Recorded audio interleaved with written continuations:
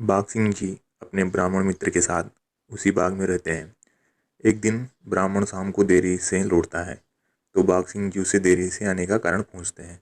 तो ब्राह्मण बाघ सिंह जी से कहता है कि मैं शादियों के सावे निकालने जाता हूँ तो आने में देर हो जाती है।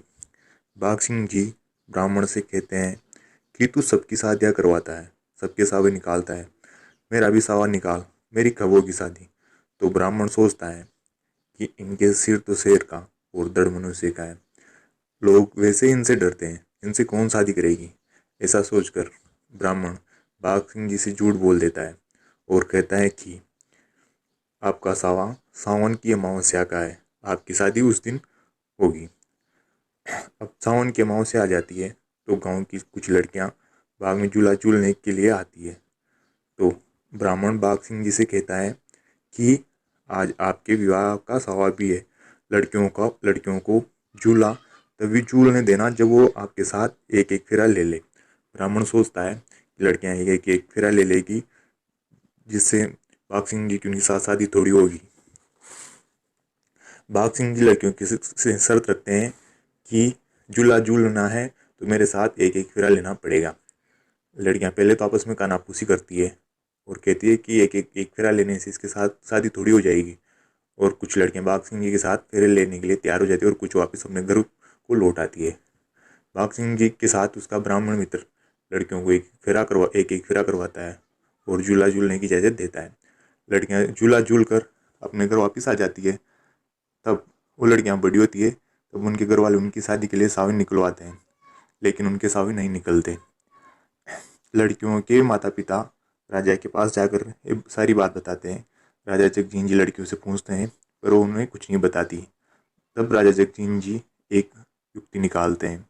सभी लड़कियों को एक जगह बिठा दिया जाता है और उनके पहरे में एक बूढ़ी दाई को बैठा दिया जाता है और लड़कियों से कहते हैं कि इन्हें सुनाई नहीं देता, अगर कुछ भी कहना हो तो इशारों से समझा देना, ये बहरी है। सारी लड़कियां कानाफूसी करती है और कहती है कि मैंने तो कहा था बाघ सिंह जी के साथ फेरे मत लो, लेकिन तुम सब नहीं मानी। उसका ये अंजाम है कि आज हमारे सावे नहीं निकल रहे। ये बात बूढ़ी दाई सुन लेती है और वो आकर राजा जगनीन को सारी बात बता देती है। फिर राजा बाघ सिंह जी को बुलाते हैं और उन्हें खूब डांटते हैं और कहते हैं कि अब इनकी शादी के सावे नहीं निकल रहे, क्या करें। तब बाघ सिंह जी कहते हैं कि मैं एक बात कहूँगा, जो लड़कियाँ मेरी बात में रहेगी उनसे मैं शादी कर लूँगा और बाकी के सावे निकल जाएंगे। तो बाघ सिंह जी की बात में 13 लड़कियाँ आती है, 12 से खुद बाघ सिंह जी शादी कर लेते हैं और एक अपने ब्राह्मण मित्र को दे देते हैं, जिनके फेरे करवाते हैं। बाघ सिंह जी ने जिन 12 लड़कियों से शादी की थी उनके नाम इस प्रकार हैं: कांता और ज्ञानती, इन दोनों का गोत्र कालस था। लक्मा और जैन था, इन दोनों का गोत्र काठोड़ था। लला और बलवा, इन दोनों का गोत्र श्राद्धना था। वर्णावती और भिंदगा, इन दोनों का गोत्र चाड़ था। धनवंतरी और गोरा, इन दोनों का गोत्र चेचना था। रमेश और भिंद्रा, इन दोनों का गोत्र बानी। बाघ जी 12 लड़कियों से शादी करते हैं और शादी करके अपने पुराने गांव गांव गढ़बदनौर में आ जाते हैं। ये श्रीदेव आगे भी इस तरह वीडियो आते रहेंगे। तब तक आप लाल वाला बटन दबा के चैनल को सब्सक्राइब करें। जय श्रीदेव।